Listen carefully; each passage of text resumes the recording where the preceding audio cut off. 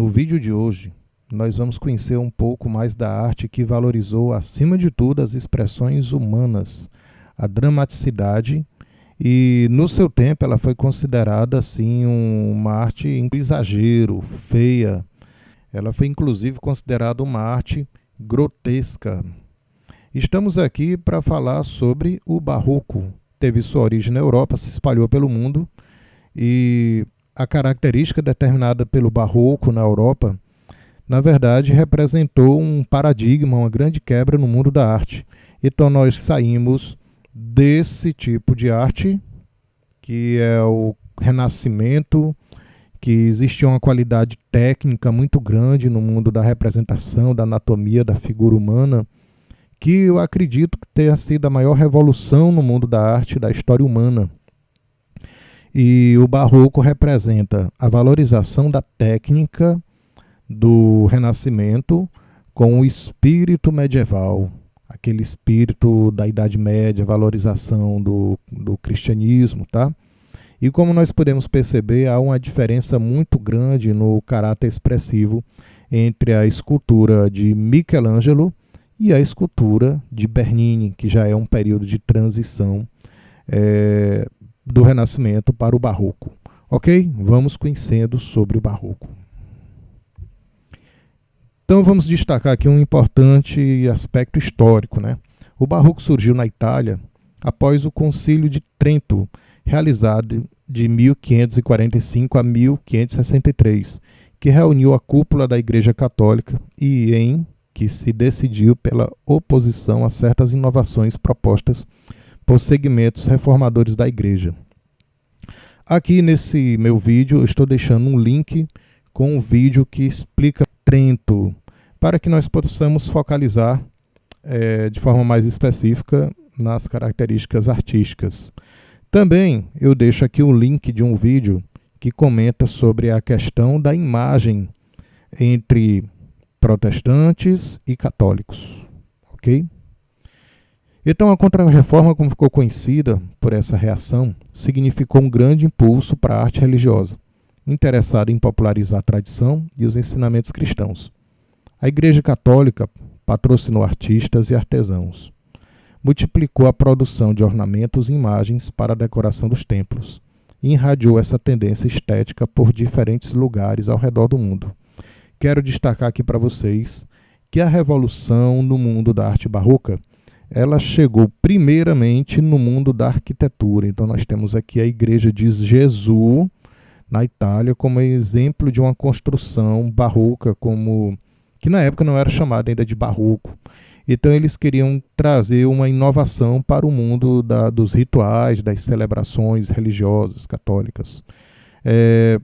Mais adiante eu vou explicar para vocês que essa proposta de valorizar as expressões, de valorizar a emoção, ela atingiu todas as camadas de comunicação do mundo da arte. Então, iniciou na arquitetura, ela chegou ao mundo das artes visuais, ao mundo da música, ao mundo da literatura e, por consequentemente, do teatro, o que refletia todo um pensamento daquela época, em que se localizava entre paradoxos de valores que a humanidade estava passando.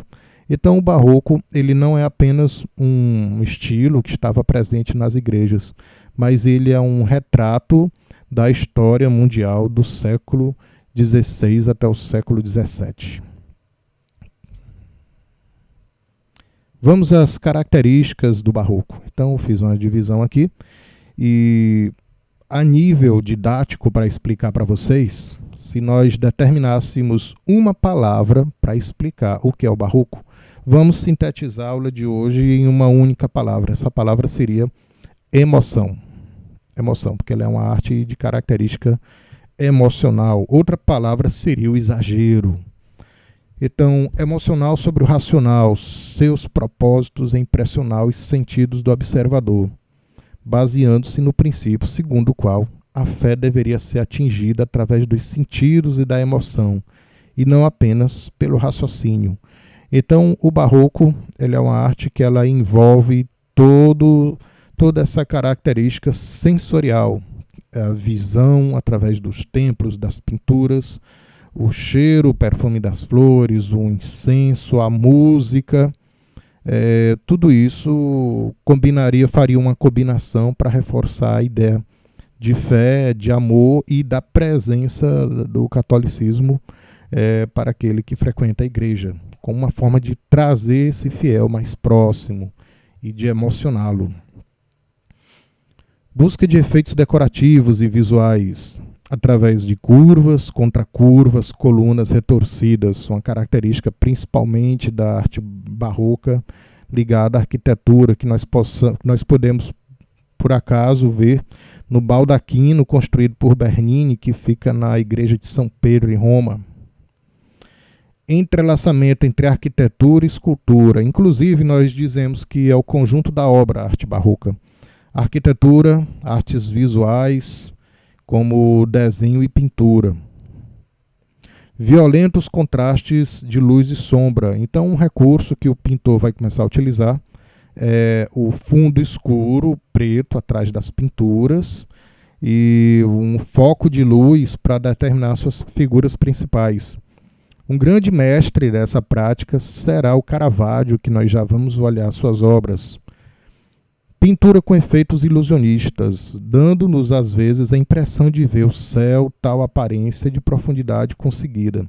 Então eles pegaram as técnicas do realismo, da perspectiva, da construção realista do Renascimento, e eles misturaram isso, um último item que estava faltando, que era a emoção. Então, os tetos das catedrais, das igrejas, pintados, era uma característica que reforçava a ideia do barroco. Eu trago aqui para vocês duas imagens para a gente analisar essa transição do barroco, aliás, do Renascimento para o barroco. A Vocação de São Mateus, pintado por Caravaggio. Essa aqui é a obra original. É uma obra que ele carregou tanto de emoção e de realismo que ele chegou a ofender a Igreja Católica, porque sabemos que era um santo analfabeto, não sabia escrever, e segundo as histórias da Bíblia, um anjo psicografou a sua mão e fez com que ele escrevesse o Evangelho. Hoje, segundo as religiões modernas, entenderíamos como um fenômeno espiritual, mas ele foi, digamos assim, mostrado na Bíblia através de um milagre. Então, Caravaggio teve a incumbência, ele leu várias vezes a Bíblia, ele estudou para que ele fizesse aquela cena de uma maneira o mais realista possível, mas esse realismo ofendeu, por assim dizer, a Igreja Católica. Então ele refez esse quadro. Eu quero dizer para vocês que as figuras estão recortadas e que eu incentivo meus alunos a procurar as imagens originais, já que aqui estamos em slides, é impossível mostrar para vocês realmente como seriam essas pinturas. Mas nós temos aqui as referências e essa é a pintura que ele fez para substituir o quadro original. Como vocês podem ver, ele é bem menos visceral, bem menos realista, um pouco mais romantizado e tem mais características do Renascimento e menos barroco, como nós podemos observar nessa pintura.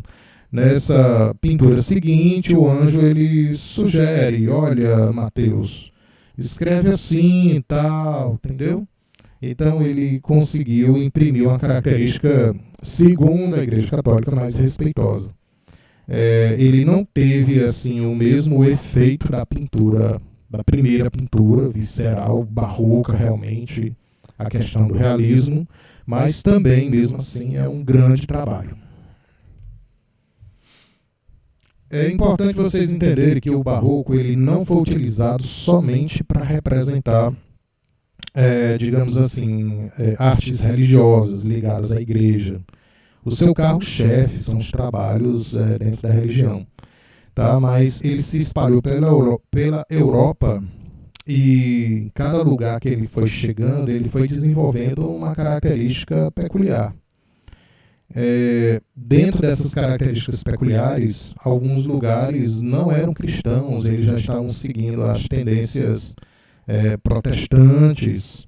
Outros, o barroco ele chegou como forma de retratar príncipes e reis e família real. Então ele foi mudando o seu interesse conforme cada região lhe convinha o uso da linguagem artística. Eu estou deixando aqui também no link do nosso vídeo, caso vocês tenham curiosidade de ver, essa questão da imagem do período barroco entre protestantes e entre católicos, caso seja do interesse de vocês. Conhecimento nunca é demais. Então vamos lá. Em sua obra mais famosa, Velázquez aparece em seu local de trabalho e com a mão na massa, trabalhando pesado. O jogo de esconde-esconde que o quadro propõe mostra o verdadeiro objeto da pintura, o casal real, retratado no espelho, no fundo da tela. O artista olha diretamente para o espectador e se transforma em protagonista. Mas o centro das atenções é a pequena garota, que não é a menina, a infanta Margarida Teresa de Habsburgo, então é a menininha menor, não são as meninas maiores. O primeiro nome da pintura, que era Infanta Margarida. A propósito, corta. Continuando. O primeiro nome da pintura, na verdade, era Família de Felipe IV, mas ao observar o destaque das crianças e das adolescentes na imagem, ele resolveu mudar o nome do quadro para As Meninas. Esse quadro ele tem muita curiosidade. Primeiro que ele era considerado um dos maiores quadros do mundo. Era uma tela de mais de 3 metros por 2,76 metros aproximadamente. E nós podemos perceber que ele faz uso de metalinguagem. Ele está pintando um quadro, que é outro quadro. Eu não sei se está dando para entender, né? E nós temos um espelho que mostra as pessoas que estão sendo pintadas, a família de Felipe IV. Nós temos a presença das crianças que gostavam de frequentar o ateliê de Velázquez, e ele conseguiu retratar esse momento como se fosse uma fotografia. Inclusive, ele aparece na fotografia, é como se fosse uma selfie. E essa é a selfie mais antiga do mundo das artes. Uma das mais antigas, né? Leonardo da Vinci já tinha feito algo parecido, Rafael também já tinha feito algo parecido, e Michelangelo também. Mas de maneira mais discreta, eles se autocolocaram nas paisagens. Pela primeira vez, um pintor realmente coloca ele de forma clara e parecida. E você vê bem aí a cruz de Velázquez, indicando que sim, também ele era um cavaleiro, um cavaleiro. Eu recortei a imagem porque ela é muito grande e ela tem um setor que mostra o teto do estúdio, que acaba fazendo com que a gente perca a noção de proporção realmente do quadro. Vocês podem, mais adiante, caso seja do interesse de vocês, pesquisar a imagem original com as suas proporções. Então, cuidadoras, essa aqui é uma mulher que parece uma freira, mas ela não é uma freira, são governantas do palácio. As meninas que eram pajens da Infanta Margarita, que a Infanta Margarita, que lá na época tinha 5 anos, e ela seria a rainha da Espanha, só que mais adiante nasceu o primogênito, que se tornou o rei. Se não me engano, 2 anos depois. Nós temos aqui uma anã e um anão. Sim, aqui é um rapazinho. E um cachorro. Então ele é uma imagem que ele tem toda uma espontaneidade. E aqui, claro, o pintor que retrata a família refletida no espelho. Tá certo? Então o quadro ele tem toda uma movimentação. Nossos olhos ele percorre toda a imagem. É um quadro que utiliza tons de vermelho de uma maneira muito discreta, que é uma cor quente, chamativa, mas que aqui ela está colocada de uma forma discreta, em contraste com os tons frios de branco e uma leve aquecida dos tons de pele, de cor da pele, de beges e laranjas, tá bom? Um quadro muito bacana. Como eu disse para vocês, o barroco não existiu só na Itália. Ele surgiu por lá com a intenção de ser uma arte da Igreja Católica, uma arte presente nos cultos, nos rituais religiosos, mas que também pela Europa ela passou a ter uma nova significação. Então, nós temos como um dos principais pintores da Holanda Rembrandt de Van Rijn, um dos maiores pintores da Holanda do século XVII. E, curiosamente, ele sempre pintou seus autorretratos da maneira mais naturalista possível, sem esconder a sua época que ele estava mais velho, suas rugas. Então ele conseguiu fazer sua autobiografia através das pinturas, tá? Que vão desde a juventude até a velhice, retratando-se com total sinceridade. As pinturas de Rembrandt são caracterizadas pelo jogo de luz, que trabalhava com as cores. Ao representar rostos e trajes esplendorosos, sua paleta de cores é caracterizada por tons de marrom bastante fechados, usando cores brilhantes com pouca frequência. No entanto, os tons fechados entram em contraste com os poucos tons mais brilhantes. É aquela característica que eu mencionei para vocês sobre o barroco, sobre a questão do contraste, conferindo uma luz quase ofuscante que iluminava os rostos dos modelos retratados, dando dramaticidade à cena. Além de Rembrandt também tinha um pintor chamado Vermeer, Rubens, ou seja, tinha vários artistas holandeses. O Vermeer ilustra esse canto aqui da nossa página, que é a Moça de Brinco com Pérola. Inclusive, eu sugiro que vocês assistam o filme que tem esse mesmo nome, tem na Netflix, para vocês terem mais ou menos assim, uma ideia de como é que era o barroco naquele período, de como era o trabalho do artista. Moça do Brinco de Pérola. Bacana? Aqui eu coloquei meu quadro favorito do Rembrandt. O nome desse quadro é Ronda Noturna. O curioso que o Rembrandt ele sempre trabalhou com tanto contraste que o quadro era para ser uma representação de dia. Mas como ele carregou muito no escuro do fundo, acabou se tornando uma ronda noturna. Aqui é o xerife da cidade. Bom, existe toda uma história desse quadro aqui, que pelo nosso tempo acredito que não dá para a gente comentar. Mas eu vou deixar no link também, para que seja uma aula bem completa para vocês. E aqui nós temos uma série de autorretratos do Rembrandt, aqui o detalhe da textura. E a principal característica, segundo os críticos do Rembrandt, é que ele era o pintor, que ele não fazia apenas retrato, mas que ele pintava a alma das pessoas. Não esqueça, dica muito importante para que vocês conheçam a característica do pintor holandês Rembrandt, o pintor que pintava a alma das pessoas através da expressão dos seus olhos. Chegamos ao pintor Bernini, que ilustra a capa do nosso slide aqui, ó, a nossa primeira imagem do nosso slide. Vou fazer aqui uma leitura sobre essa obra do Bernini, que é impressionante.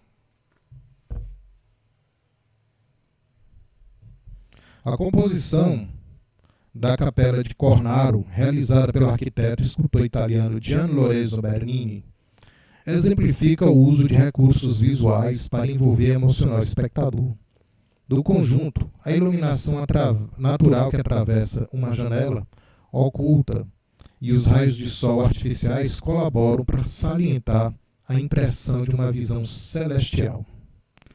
Na escultura dedicada a Santa Teresa de Ávila, Bernini representou a passagem narrada pela religiosa em que um anjo lhe atravessou o coração com uma flecha de ouro incandescente, enchendo-a simultaneamente de dor e prazer. A maestria de Bernini em capturar o movimento e a emoção em suas figuras é reforçada pela habilidade de simular diferentes matérias no mármore. Então ele simulava no mármore pele humana, tecido, cabelos, penas das asas do anjo, raios solares. Ele fez com que 3 toneladas de pedra flutuassem no céu, ou pelo menos nos dessem essa impressão. Então, guarde bem uma palavra, que ela é característica do barroco, que ela está presente nessa obra, é o paradoxo, que nas aulas de literatura vocês vão ver muito, por sinal, com certeza. Passando aqui adiante, eu trouxe para que vocês tenham uma ideia da aproximação do barroco com outras linguagens artísticas, uma música de Antônio Vivaldi, aqui interpretada por Mary Samuelson, que é uma importante violinista. Vamos ouvir um trecho e logo em seguida eu vou comentar algumas características do barroco presente na música.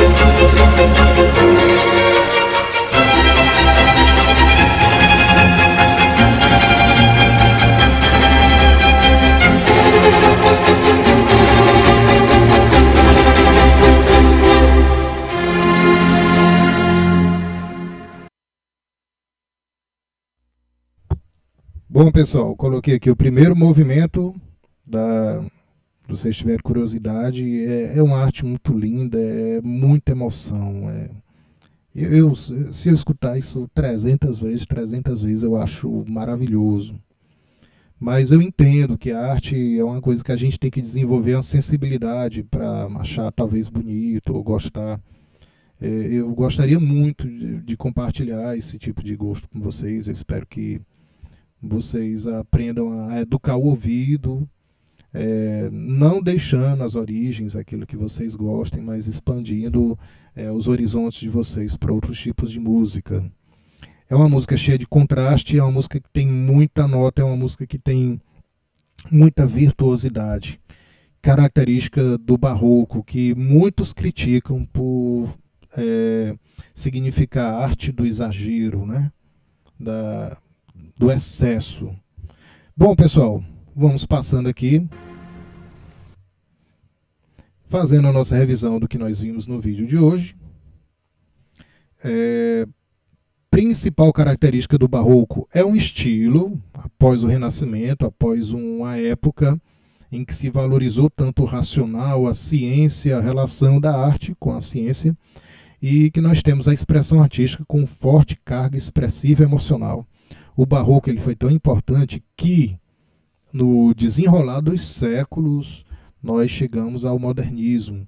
Então, foi um período pico no mundo da arte em que nós valorizamos a expressão.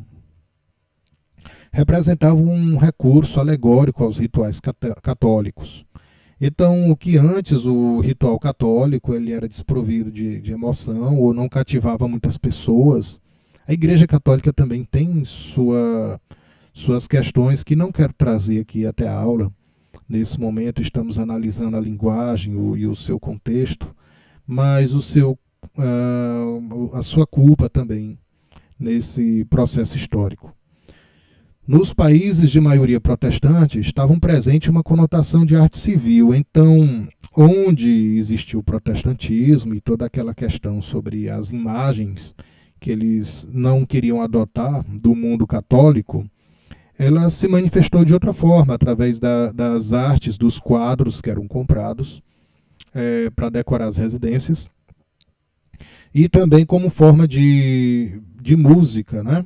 Então, grandes músicos da época, Sebastian Bach, Antônio Vivaldi, foram artistas que eram protestantes, alguns calvinistas, alguns luteranos, mas que nós temos na música a grande contribuição da arte barroca desses artistas. Iniciou na arquitetura, mas se mostrou presente em todas as linguagens artísticas, artes visuais, teatro, música e literatura. Inclusive, mais adiante, nós vamos estudar um pouquinho do teatro. Nós temos Labarca, aí, que foi um grande teatrólogo espanhol que escreveu uma série de peças teatrais trazendo essas características, principalmente do paradoxo, para o mundo da arte teatral e barroca. Bom, pessoal, espero que vocês tenham curtido a aula de hoje. Deixo aí para vocês os links, caso queiram se aprofundar mais no nosso assunto, no nosso estudo. E eu desejo vocês tudo de bom e um abraço a todos. Até mais, pessoal. Valeu!